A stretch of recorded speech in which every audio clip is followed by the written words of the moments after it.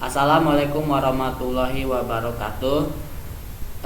Kita masuk ke subbab terakhir mata pelajaran kimia bab 1 ruang lingkup kimia. Nah, untuk subbab terakhir ini kita akan bahas metode ilmiah dan keselamatan kerja di laboratorium, ya.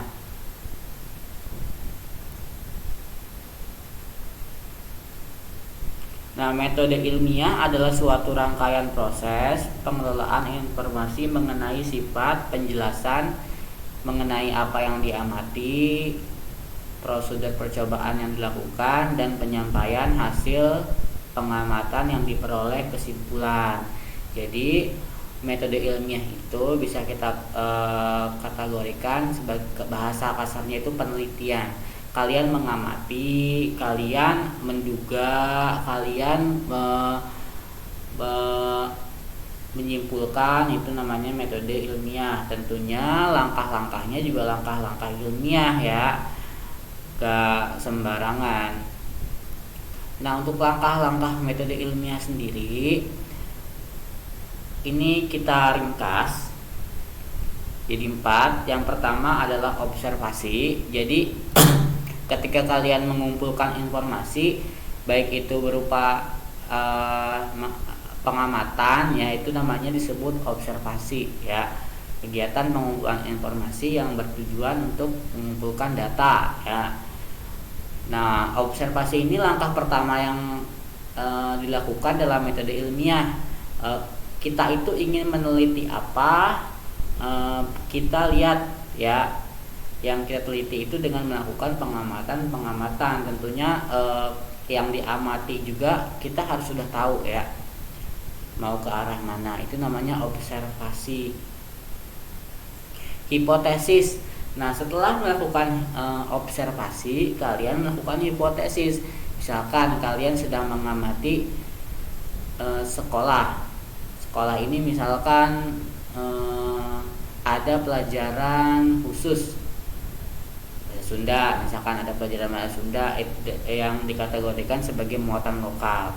Kalian menduga, hipotesisnya misalkan, oh ternyata siswa-siswa di sini gak semuanya bisa bahasa Sunda, ya, gitu.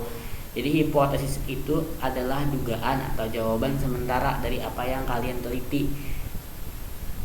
Yang ketiga adalah eksperimen. Setelah mendapatkan jawaban sementara, kalian teliti jawaban sementara yang kalian peroleh itu benar apa enggak. Nah, dengan eksperimen ini kita tahu nanti langkahnya, apakah penelitian kita atau apakah hipotesis kita sesuai dengan apa yang kita inginkan ataupun tidak. Nah, kalau misalkan eksperimen ini tidak sesuai, berarti kita kekurangan teori-teori lain. Makanya di dalam eksperimen itu juga terdapat variabel bebas, variabel perlakuan, variabel terikat. Variabel bebas itu berarti dia subjeknya nanti bebas. Variabel perlakuan itu yang kita perlakukan, misalkan sesuatu yang ingin kita amati lebih jauh. Itu variabel terikat itu jadi variabel yang tidak hanya terpaku di situ aja, hanya terpaku dengan apa yang kita amati, gitu, ya. Itu namanya ada variabel tertentu. Variabel itu kalau di matematika kan variabel x, y, gitu. Kalau yang kalian amati variabelnya itu apa? Misalkan variabelnya tadi analisa siswa atau analisa siswa berbahasa Sunda di Madrasah Aliyah Islamiyah. Nah, berarti kan variabel kalian kan yang terikat apa? Siswa dengan berbahasa Sunda, gitu, ya. Seperti itu variabel namanya. Yang akan kalian uji, sebuah kata kunci atau sebuah inti yang kalian uji itu apa. Nah, setelah melakukan observasi, setelah melakukan hipotesis, setelah melakukan eksperimen, lalu kalian dapat yang namanya teori. Nah, dari eksperimen tersebut misalkan menyatakan siswa di Depok nanti endingnya kayak gini, siswa di Depok 70% bisa berbahasa Sunda, siswa di Depok 50% bisa berbahasa Sunda. Itu namanya teori, adalah kesimpulan dari eksperimen. Kalau misalkan teori tersebut dilakukan secara ilmiah, hasil dari teori tersebut, langkah-langkah ini bisa kita sebut sebagai hukum ilmiah, tentunya dengan syarat-syarat tertentu ya. Kalau hukum ilmiah itu biasanya sesuatu yang emang udah pasti gitu. Misalkan penemu lampu menemukan lampu dengan cara begini.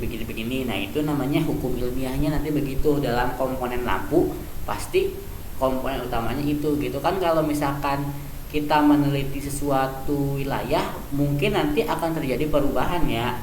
Misalkan di wilayah A beberapa persennya misalkan warganya kurang mampu, setahun 2 tahun ke depan mungkin saja akan ada perubahan dari jumlah persen tersebut ya. Makanya dia tidak bisa dikategorikan sebagai hukum ilmiah. Cuman penyebabnya kalau misalkan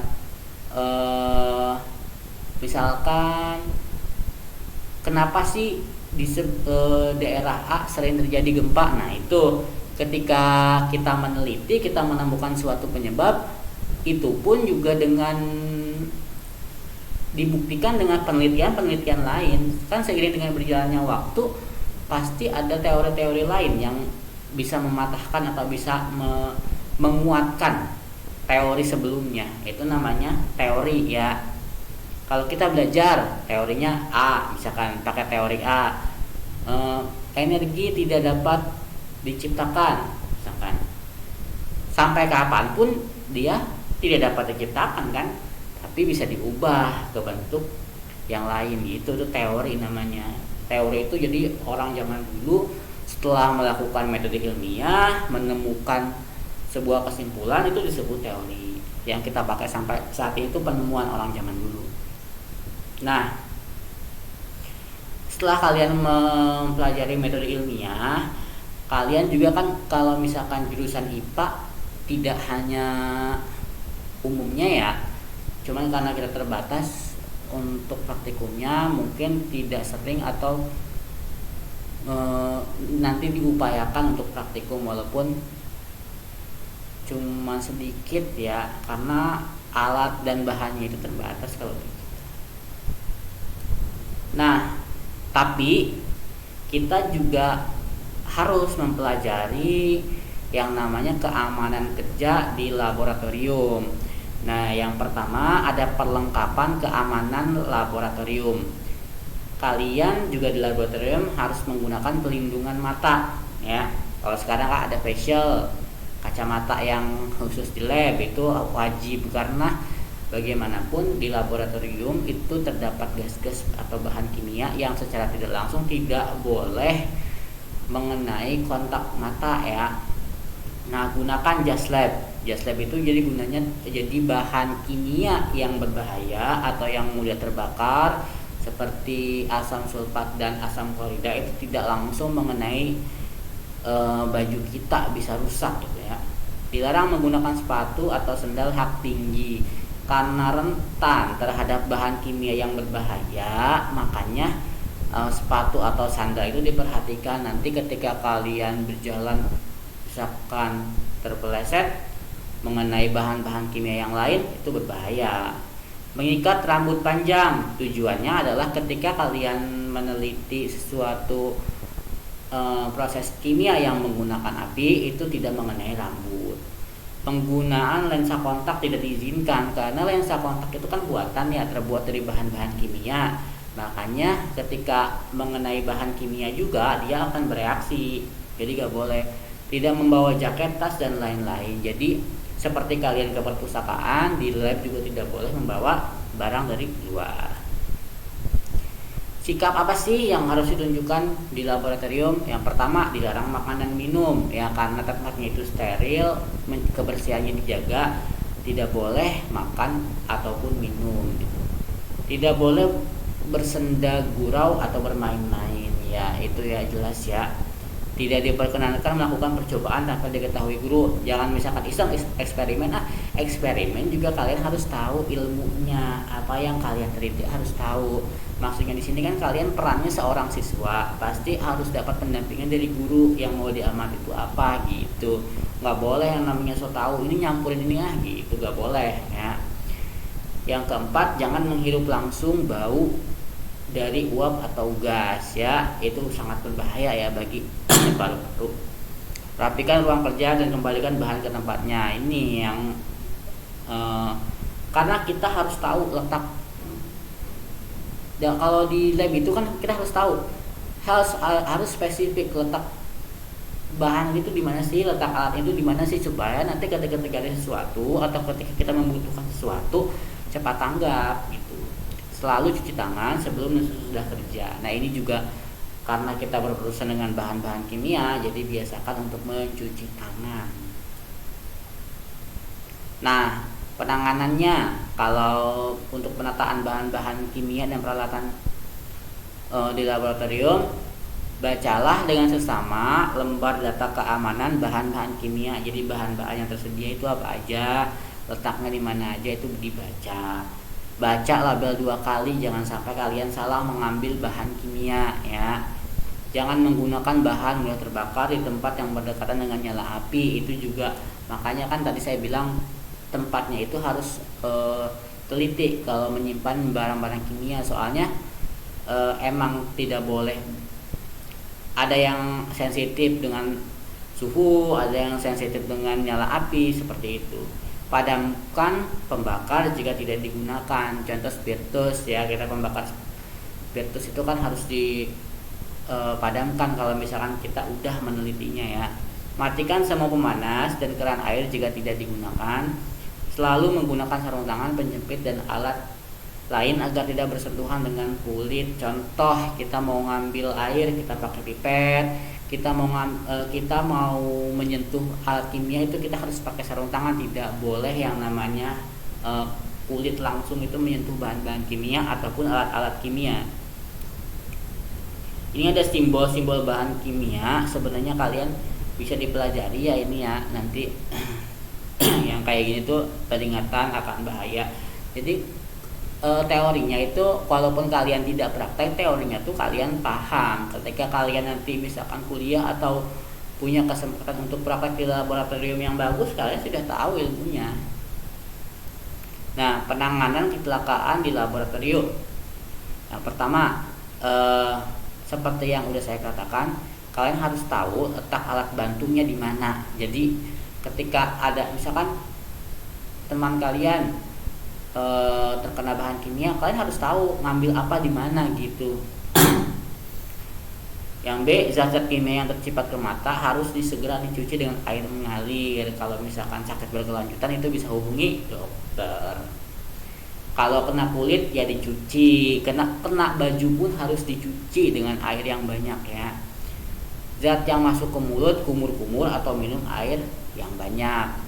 Bersihkan gelas yang pecah dan buang ke tempat khusus. Perhatikan baik-baik petunjuk penggunaan kecelakaan laboratorium. Biasanya di situ ada papan perhatiannya ya. Laporkan ke pengawas laboratorium dengan segera. Jadi apapun peristiwanya, kalian setelah selesai masuk di laboratorium, kita harus lapor ke pengawas supaya dia punya rekap catatan kejadian. Yang ini ada tugas. Kalian membuat poster. Posternya itu yang pertama ukurannya harus 1:1 ya, 1:1. Pakai HP ya, digital, atau pakai, kalian lebih pinter lah kalau masalah ngedit daripada saya. Pakai aplikasi apapun terserah kalian ya. Yang penting gimana caranya tahu bahwa itu 1:1? 1:1 itu postingan IG ya. Postingan IG itu 1:1 resolusinya. Jadi kalian yang pertama harus perhatikan resolusinya 1:1. Pastinya gimana? Posting aja di IG, terus nanti save.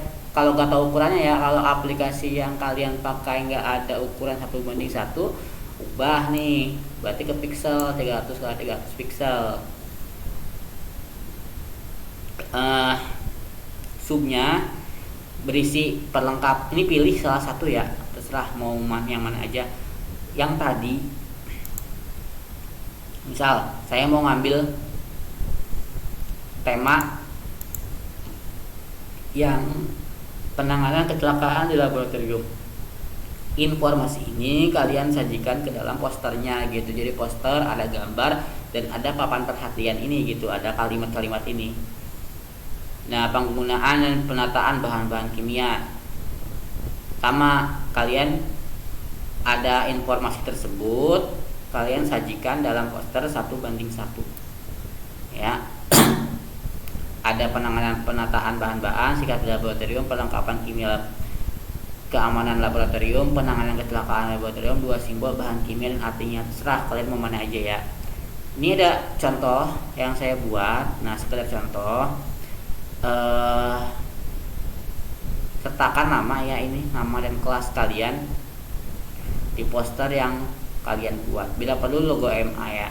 Ini saya contoh ambil tema yang 2 simbol bahan kimia dan artinya ya. Tidak perlu sama ya desainnya kalian. Kalau masalah desain, masalah edit saya kira lebih bagus dari saya ya, karena kan anak muda kalau misalkan seusia kalian tuh otaknya masih perkembangan luar biasa. Dikumpulkannya Senin 9 Agustus pukul 18 maksimal ya, boleh Senin. Ini contohnya bisa kalian lihat. Saya menggunakan 2 simbol bahan kimia ini, terus saya tulis namanya apa, lambang kimianya apa, artinya apa, tindakannya gimana, contohnya apa gitu. Oke, alhamdulillah bab 1 sudah selesai.